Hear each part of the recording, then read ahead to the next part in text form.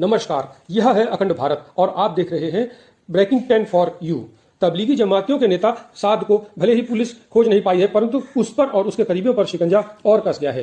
कई अन्य जांच एजेंसियों के साथ साथ ईडी भी मनी लॉन्ड्रिंग के केस की पड़ताल में जुटी हुई है। हजारों तबलीगी लॉकडाउन के दौरान मस्जिदों से निकल पड़े थे और पूरे देश में फैल गए थे। इनके जरिए से भारत के तमाम शहरों में और तमाम जिलों में कोरोना वायरस का संक्रमण फैला था और आज देश के कुल संक्रमित आबादी का लगभग 30% इन्हीं जमातियों का है।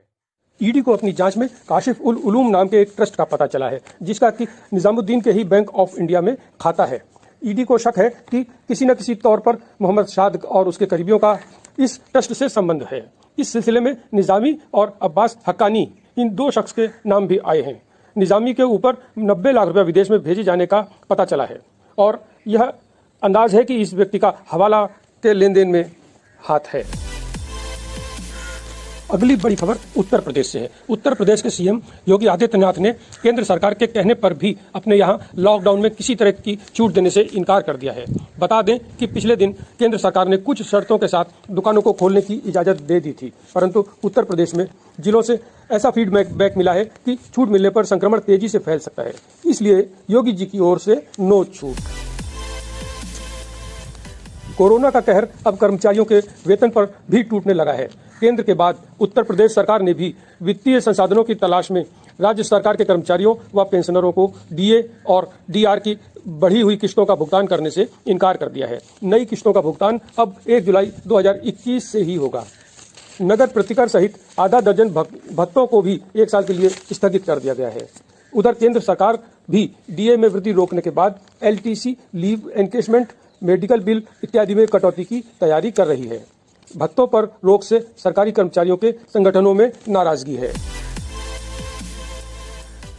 देश में कोरोना से मरने वालों की संख्या लगातार बढ़ती जा रही है।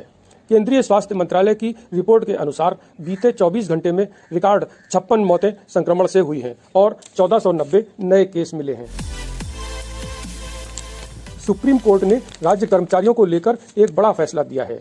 बिहार के एक आईएएस को बचाने के लिए राज्य सरकार की कोशिशों की आलोचना करते हुए जस्टिस एएम खानविलकर की पीठ ने निर्णय दिया है कि यदि कोई राज्य कर्मचारी ऐसे घोटाले में शामिल है जिसमें केंद्र सरकार का सहयोगी उपक्रम शामिल है, तो सीबीआई उसके खिलाफ जांच कर सकती है। कानपुर के हैलेड अस्पताल में कोविड-19 वार्ड में बड़ी शर्मनाक हरकत कोरोना पॉजिटिव मरीजों ने की। उन्होंने एक जैसा खाना दोबारा न देने की बात कहते हुए एक वार्ड बॉय की लातों से धुनाई कर दी और सारा खाना भी जमीन पर बिखेर दिया। कोरोना वॉरियर्स के साथ दुर्व्यवहार की हरकतें बंद नहीं हो रही हैं। यह सारे देश के लिए बहुत चिंता की बात है। आपको बता दें कि दुनिया में कोरोना वायरस से मरने वालों की कुल संख्या के 1/4 महाशक्ति अमेरिका में ही मरे हैं। आंकड़े बताते हैं कि दुनिया में कोरोना वायरस से मरने वालों की संख्या 2 लाख से ऊपर पहुंच चुकी है और इनमें से 1/4 यानी कि 53,243 लोग अमेरिका में मरे हैं। इनमें से सबसे ज्यादा मौतें 17,671 न्यूयॉर्क में हुई हैं।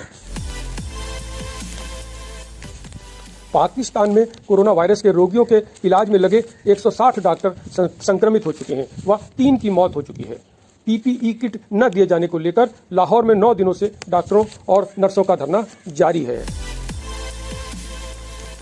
उत्तर कोरिया के तानाशाह किम जोंग उन की सलामती को लेकर संदेह गहराता जा रहा है। एक ओर जहां दक्षिण कोरिया और अमेरिका वहां कुछ भी असामान्य न होने की बात कह रहे हैं, वहीं दूसरी ओर चीन में उनके मरने की खबर आग की तरह फैली हुई है।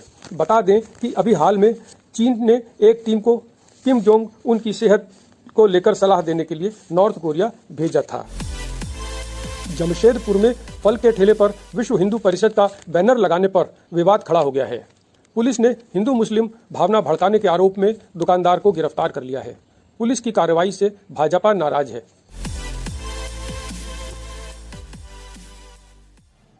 अगर आपको लगता है कि ये खबरें वही हैं जो आप सचमुच जानना चाहते थे, तो हमारे चैनल को सब्सक्राइब कीजिए और बेल आइकॉन को दबा दीजिए ताकि हम रोज आपसे रूबरू हो सकें इसी तरह।